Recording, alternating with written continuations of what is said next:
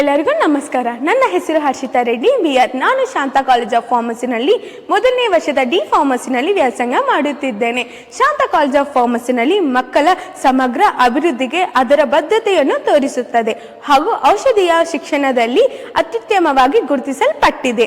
ನಮ್ಮ ಈ ಕಾಲೇಜಿನಲ್ಲಿ ಉತ್ತಮ ಶಿಕ್ಷಣವನ್ನು ನೀಡುತ್ತದೆ ಹಾಗೂ ವಿದ್ಯಾರ್ಥಿಗಳಿಗೆ ಔಷಧೀಯ ಉದ್ಯಮದಲ್ಲಿ ತಮ್ಮ ಯಶಸ್ವಿ ಜೀವನಕ್ಕಾಗಿ ಸಿದ್ಧಪಡಿಸುತ್ತದೆ.